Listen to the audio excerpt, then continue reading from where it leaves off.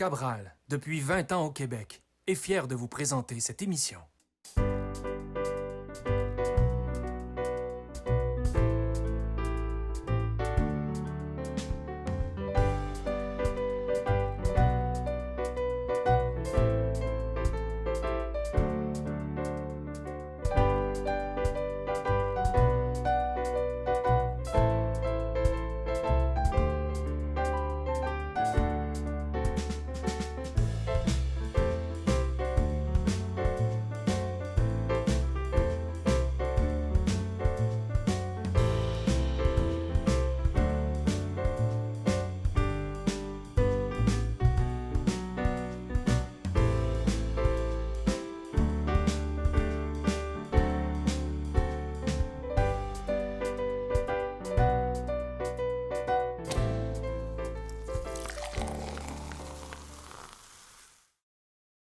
Je suis en compagnie de Bert Sassi, directeur général d'Éducalcool.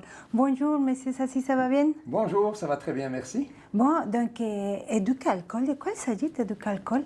Alors, Éducalcool, c'est d'abord un organisme sans but lucratif qui a été fondé en 1989 par un groupe de 5 personnes, 4 gars puis une fille, qui représenter soit la SAQ, soit les agents, soit les distillateurs, soit les producteurs de vin, soit la Régie des alcools, des courses et des jeux, et qui se sont dit à l'époque, l'alcool est un produit qui n'est pas un produit comme un autre. Quand il est bien consommé, il peut être très agréable, mais quand il est mal consommé, ça peut causer des problèmes. Oui, et notre responsabilité à nous, comme personnes qui sont dans l'industrie de l'alcool ou qui la régissons, c'est de apporter une contribution à la société pour compenser les méfaits de l'alcool.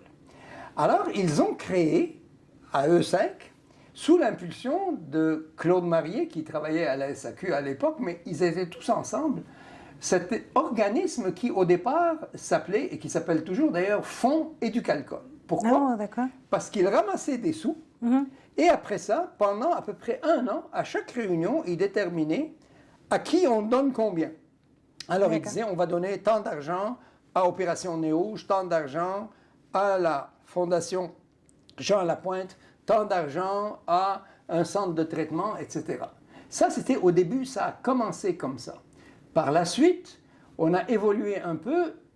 À la réflexion, on s'est dit, ben, au lieu de donner de l'argent pour régler les problèmes, peut-être qu'on pourrait prévenir les problèmes. Tout à fait. Et c'est comme ça que Éducalcool a enlevé le mot « fonds » et on est devenu Éducalcool seulement, qui veut dire éducation à l'alcool pour éviter les problèmes liés à la consommation excessive ou à la mauvaise consommation d'alcool. Et est-ce qu'il y a un autre organisme similaire à Éducalcool ici au Québec? Au Québec, il n'y en a pas. Au Canada, il n'y en a pas. Ah oui? Et dans le monde entier? Nous sommes les seuls? Absolument. Au Québec, il n'y en a aucun autre. Oui. Au Canada, il n'y en a aucun autre, même si toutes les provinces disent « Ah, c'est extraordinaire, on devrait en faire un. » Oui. Moi, ça fait 30 ans que je leur dis « Ben, faites-en un. » Mais c'est ils n'en font pas. un organisme, toute une logistique. Absolument. Écoutez, dans les autres provinces, ce qui se passe, c'est les sociétés des alcools qui, elles, font, entre guillemets, des programmes, mais honnêtement, ils ne font pas le 10e, même pas le 100e de ce que nous faisons, mais ils passent leur temps à nous dire « On devrait faire comme vous. » Et ailleurs dans le monde, il y a 5 pays où, en grande partie grâce à nous, ils ont mis sur pied des organismes similaires. Il y a en Grande-Bretagne, mais ça, Drinkaware est né en même temps que nous. En Australie, ils se sont inspirés de nous. En France, ils se sont inspirés de nous. Et en Irlande, ils se sont inspirés des Anglais. Donc, il y a véritablement, il reste 5 organisations comme la nôtre. Il y en a déjà eu plus. Il y en a une au Costa Rica aussi, que nous avons initiée, enfin qu'on a contribué à mettre sur pied. Ça fait longtemps au Costa Rica?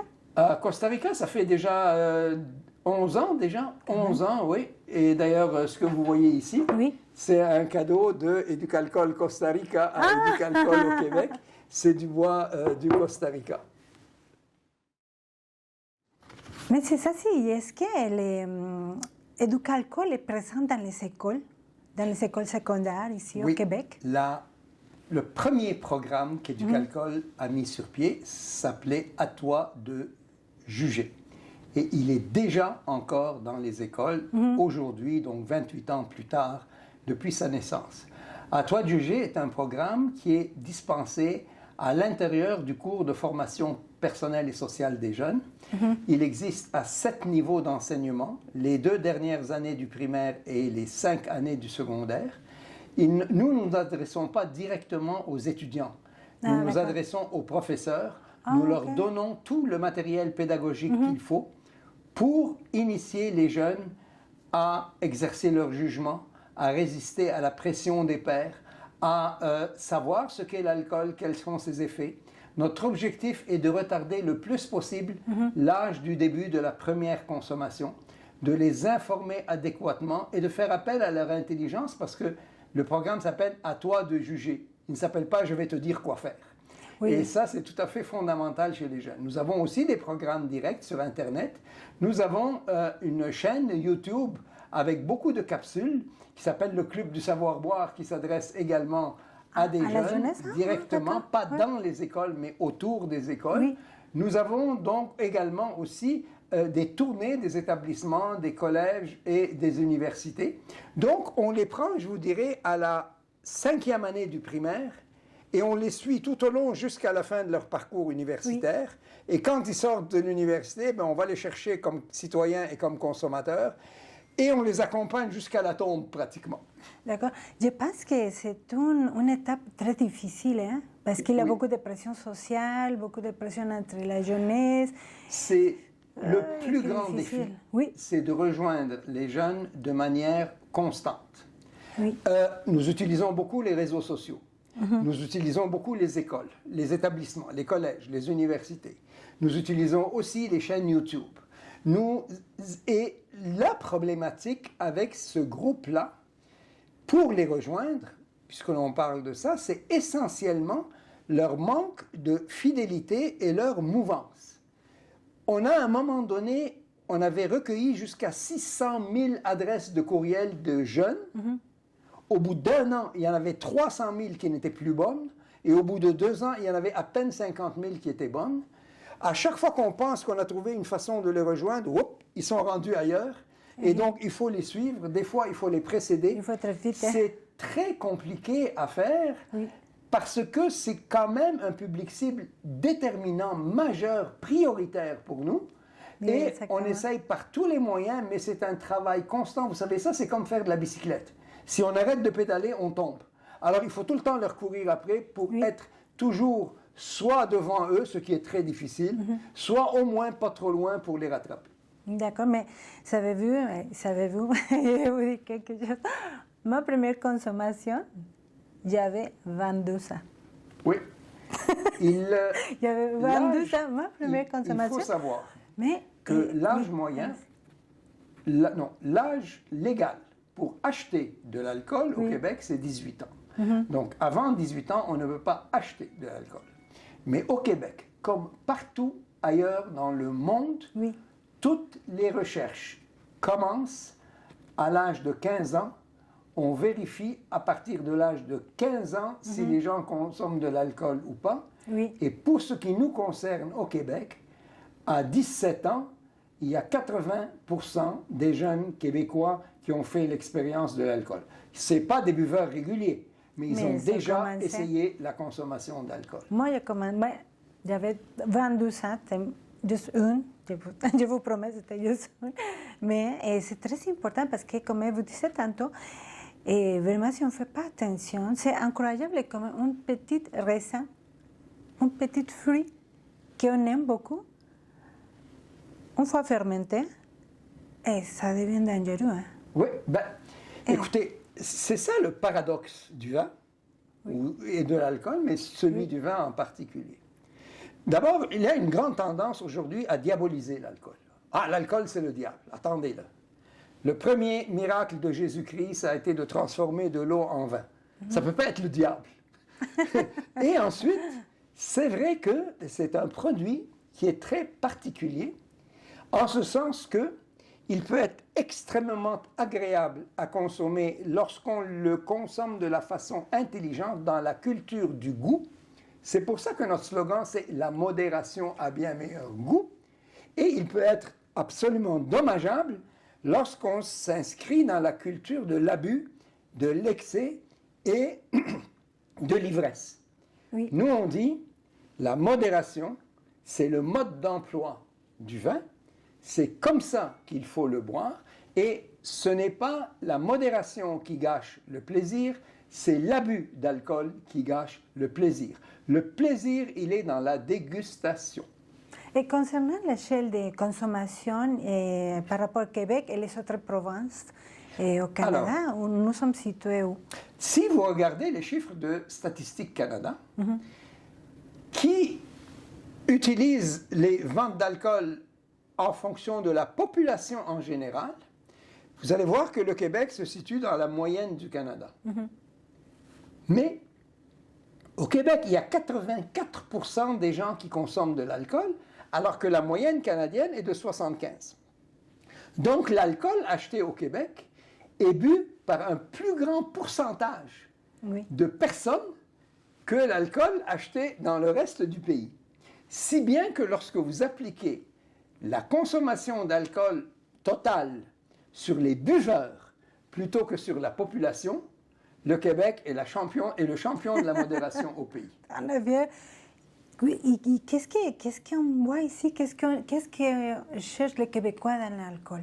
Alors, au Québec, nous avons une relation très, très particulière avec l'alcool qui provient en partie de nos origines latines, qui provient aussi aux efforts d'éducation au goût qui se sont faits, pas seulement par Éducalcool, par la Société des alcools du Québec a développé une série de programmes, ces stratégies de mise en marché des produits essayent de viser davantage la qualité que la quantité. Et vous savez, l'alcool a ceci de particulier, et c'est dans cet esprit-là que nous le faisons, c'est que à partir du moment où on a davantage de moyens, parce qu'au fond, qu'est-ce qui fait la consommation d'alcool? Bien sûr, ce que les gens savent, mais pas seulement. Il y a aussi le contexte. Donc, par exemple, si dans un pays, l'alcool coûte trop bon marché, ben, il va s'en boire davantage que s'il coûte plus cher. Mais s'il coûte trop cher, ça va développer la contrebande, l'alcool maison, l'alcool frelaté, et c'est pire encore. Donc, même en matière de prix et de tarification et de réglementation, la modération a aussi bien meilleur goût. Alors, cette relation que les gens développent avec l'alcool a ceci de particulier que elle est centrée à la fois sur les connaissances et sur les contextes de consommation. Et à ce moment-là, à partir du moment où on intervient correctement sur le contexte, que la publicité ne s'adresse pas aux jeunes, que l'on fait attention que les règles de publicité soient bien encadrées et bien appliquées surtout. Parce qu'aujourd'hui, sur le web, c'est vraiment le Far West, hein, c'est que n'importe qui fait n'importe quoi. Mais en règle générale, dans les médias de masse, c'est relativement bien fait. Il y a le Conseil d'éthique de l'industrie québécoise des boissons alcooliques qui veille à l'application du code d'éthique et qui est le chien de garde du respect de l'industrie de l'alcool pour ce code d'éthique qu'elle s'est elle-même dotée. Donc, en règle générale, à part le web où c'est vraiment pas bon, et à part un certain nombre de législations qui sont mal fichues au Québec, il faut bien qu'on le dise, mais règle générale, on est un peu plus poussé vers la culture du goût que vers la culture de l'excès, même si depuis un certain temps, on constate qu'une augmentation des épisodes de consommation excessive, particulièrement chez les jeunes femmes. Autant chez les jeunes en général, les très jeunes, la consommation diminue, les épisodes, quand ils boivent moins qu'avant, autant chez les 18-34 ans, et particulièrement les femmes 18-34 ans, c'est un peu inquiétant. Ce n'est pas la fin du monde, ils ne vont pas tous mourir demain matin, mais il faut surveiller ça de près parce que cette tendance-là est en train de se développer.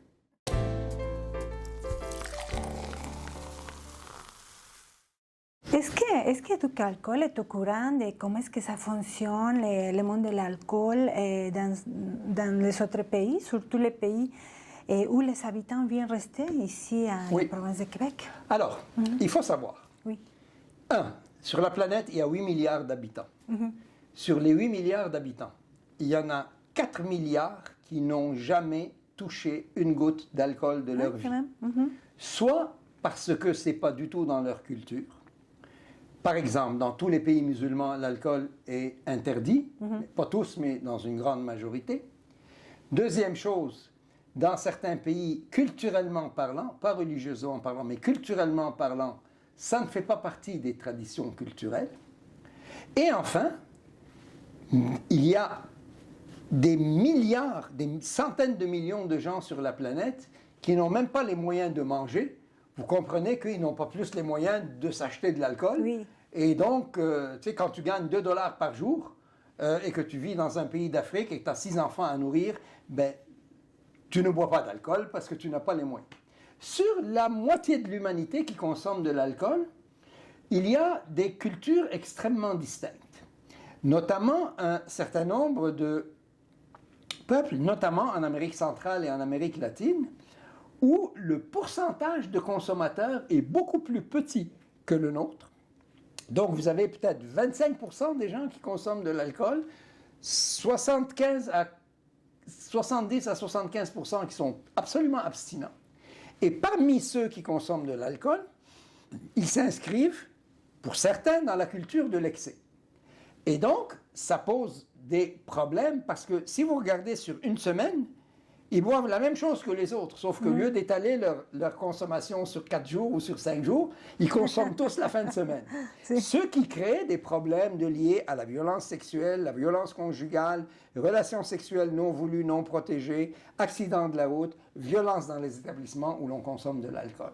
Et ça, c'est un élément qu'il faut prendre en compte parce que nous avons au Québec de plus en plus de gens qui viennent d'ailleurs et qu'il faut intégrer non seulement à la culture linguistique, non seulement à la culture sociale, mais aussi à la culture de la consommation de l'alcool. Alors, quand ils viennent de pays où ils ne boivent pas du tout d'alcool, parfois leurs jeunes découvrent l'alcool ici et puis s'en servent comme une drogue. Alors, ça, c'est une problématique. Vous avez d'autres pays où, essentiellement, les gens arrivent et, au fond, ils viennent... C'est la grosse fête et quand on fête très, très, très, très fort, et là, jusqu'à l'excès, et donc avec des problématiques de conduite avec les facultés affaiblies, entre autres. Il faut savoir que l'endroit, d'abord, règle générale, 9 Québécois sur 100 ont conduit au moins une fois au cours de la dernière année avec une alcoolémie supérieure à la limite légale. 1 sur 10 a déjà a admis avoir conduit avec une alcoolémie supérieure à la limite légale. Sur la région métropolitaine de Montréal, c'est la championne de la conduite avec les facultés affaiblies. Ah, d'accord. Est-ce qu'on peut dire que c'est parce qu'il y a plus d'anglophones ou parce qu'il y a plus d'allophones? Ça n'est pas possible de le dire et ça ne serait pas juste de le dire. Et pourtant, à Montréal, c'est là qu'il y a le plus d'options. On a l'alternative à Montréal entre la conduite automobile et les moyens de transport public et les taxis et les distances qui sont plus courtes, etc. Mais bon, et c'est un fait. Par ailleurs, il faut admettre, il faut reconnaître que depuis 30 ans, le bilan routier au Québec s'est très grandement amélioré. Ça va de mieux en mieux. Ce n'est pas dû que à la sensibilisation, c'est dû, entre autres, à la sensibilisation, aussi au fait que les voitures sont mieux construites, qu'il y a davantage de surveillance policière, et donc et les gens sont plus sensibilisés, bien sûr. Puis, en fait, l'objectif, c'est d'avoir 0 accident de la route dû à l'alcool, simplement parce qu'on peut tous les éviter, c'est tellement facile. Peut-être qu'on pourrait, ça me vient à la tête, une idée dans les cours de francisation pour les nouveaux arrivants, peut-être qu'on pourrait inclure un petit atelier concernant le monde de l'alcool. C'est pas du qu'alcool parce que nous, les arrivants, mais on veut et on doit apprendre le français. Donc peut-être que c'est là qu'on pourrait instruire. Très possible. C'est très possible. Comme je le disais, l'intégration, c'est la langue, mais ce n'est pas que la langue. Oui, tout à fait. Et nous, si jamais il y avait une opportunité quelconque de développer quelque chose, vous savez, quand on a commencé avec les écoles de conduite, on est allé voir les écoles de conduite, puis on leur a dit, dans le cours des écoles de conduite, on ne parle pas beaucoup de l'alcool. Est-ce qu'on pourrait parler de l'alcool davantage? Exactement. Ah, ils ont dit, oui, c'est une bonne idée, on va faire ça. Et là, on a développé le programme Boire, Conduire, Choisir, qui est donné par les écoles de conduite. On peut très facilement développer un programme qui serait donné à l'intérieur des cours pour la francisation, dans lequel on traiterait de cette question. Ça nous ferait un immense plaisir de le faire. Oui, ça me vient à la tête parce que, comme vous dites, non, l'intégration, ce n'est pas juste la langue, c'est vraiment la culture, la nourriture, bien sûr la langue, et les habitudes et la logique.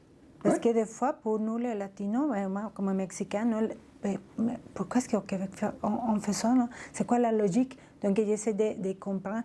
Des fois, les latinos vont penser, ah, mais c'est normal. Absolument. Oui, c'est normal. Absolument. Mais non, c'est pas normal. C'est normal chez nous, mais pas ici. C'est différent.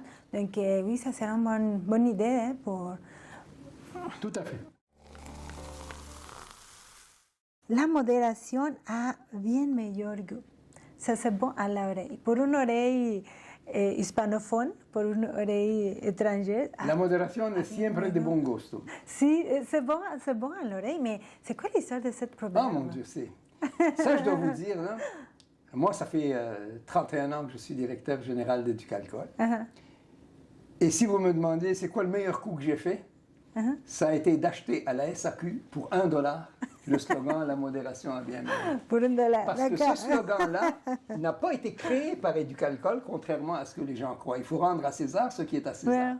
Ce slogan appartenait à la Société des alcools du Québec qui, dans les années, je vous dirais, les années 70 et 80, terminait ses messages publicitaires avec un monsieur qui ouvrait une petite lucarne dans une cave à vin et qui disait « Et n'oubliez pas, la modération a bien meilleur goût » et il refermait sa lucarne.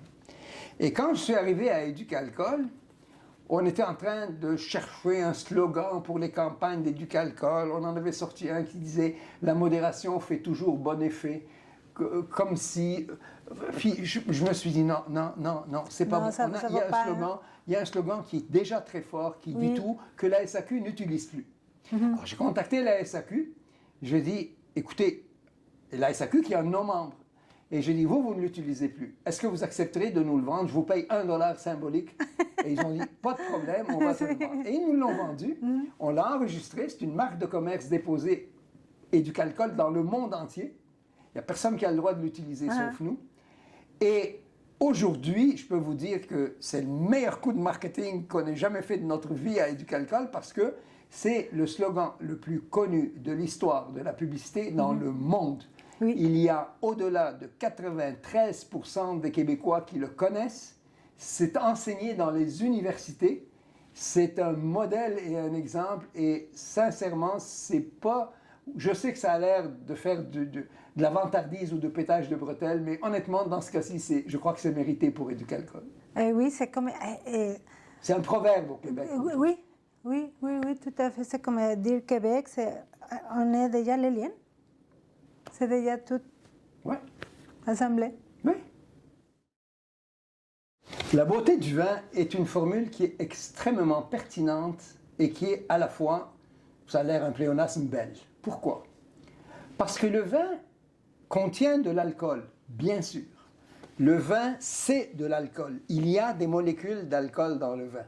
Mais le vin, c'est plus que de l'alcool. Oui, tout à fait. C'est un produit qui est le fruit du travail de l'humain et de la terre et des éléments et du soleil et de la pluie et de l'eau et des pentes et du climat et du travail acharné de vignerons. Quand vous pensez qu'il y a des gens au Québec aujourd'hui qui produisent des vins de qualité exceptionnelle alors que tout le monde disait, voyons, du vin au Québec, ça n'a aucun bon sens, ça ne marchera jamais. Et là, je regardais certains de nos vignobles qui ont bientôt 30 ans, qui sont en train de se démarquer de manière remarquable. Pourquoi? Parce qu'il y a eu du travail, il y a eu de la sueur, et il y a de l'artisanat, il y a de la nature. Et ce qui est fabuleux, au-delà juste de la molécule d'alcool, c'est le développement de cette culture du goût qui fait que l'on le déguste au lieu de le boire. Le vin, ça ne se consomme pas, ça se goûte. Et foncièrement, je vous dirais que lorsque on consomme du vin, on fait partie d'une civilisation de consommation. Les premières outres de vin ont été trouvées dans les tombes des pharaons 2-3 000 ans avant Jésus-Christ, ou je ne sais pas quand. C'est né en Géorgie, je crois, là, si je ne me trompe pas, ou en Azerbaïdjan, ou quelque chose comme ça, dans cette région-là. Mais surtout, vous savez, je vais essayer de le résumer avec un slogan publicitaire d'un vigneron suisse. c'est bizarre à dire, mais c'est un vigneron suisse qui avait fait une publicité absolument extraordinaire pour son produit. Il avait dit ceci, c'était une grande, pleine page dans les journaux suisses francophones, où il disait « Nous mettons tellement de soin à faire notre vin Oui. que nous vous interdisons d'en abuser. Vous n'avez pas le droit de gâcher un produit aussi bon par l'abus. » J'ai trouvé ça absolument extraordinaire comme sens des responsabilités sociales, une formule qui contenait tout ce qu'on appelle l'esprit du vin. Jacques Auron, que vous connaissez bien, a utilisé cette formule-là, l'esprit du vin. Alors le vin, oui, c'est un produit, c'est de l'alcool, mais c'est un esprit, c'est une culture, c'est du goût, et il faut savoir en parler, en profiter, ne pas en boire quand ce n'est pas le moment, mais effectivement, il y a un lien de convivialité parce que dans tellement de cas, le vin accompagne des repas et la meilleure façon de consommer de l'alcool, c'est avec la nourriture. Tous les autres mélanges ne sont pas nécessairement bons. L'alcool et le tabac, c'est pas bon. Le tabac tout seul, de toute façon, c'est pas bon. L'alcool et la drogue, c'est pas bon. L'alcool et les médicaments, c'est pas bon. L'alcool et le sport, c'est pas bon. L'alcool et le sexe, c'est pas bon. L'alcool et la nourriture, oui, c'est la meilleure façon de consommer de l'alcool et c'est, basiquement parlant, la façon idéale de consommer le vin parmi tous les alcools, même si, bien sûr, on peut prendre de l'excellente bière ou d'excellents spiritueux et en profiter. Ça, c'est la beauté du vin. C'est quoi la beauté du alcool? Oh mon Dieu, la beauté des Ducalcool, c'est que on s'adresse à l'intelligence des gens sur une base scientifique en leur donnant du plaisir. Voilà, c'est les trois éléments. S'adresser à l'intelligence des gens. On n'est pas là pour dire aux gens, fais pas ci, fais pas ça, voilà comment tu dois... D'abord, de toute façon, même si on leur dit ça, ils vont nous envoyer balader. Donc, adressons-nous à leur intelligence. Donnons-leur les informations qui vont leur permettre, eux, de prendre des décisions. On ne peut pas mettre un policier derrière chaque consommateur. Il n'y en a pas assez de policiers. Donc, et de toute façon, ce n'est pas une très très bonne idée.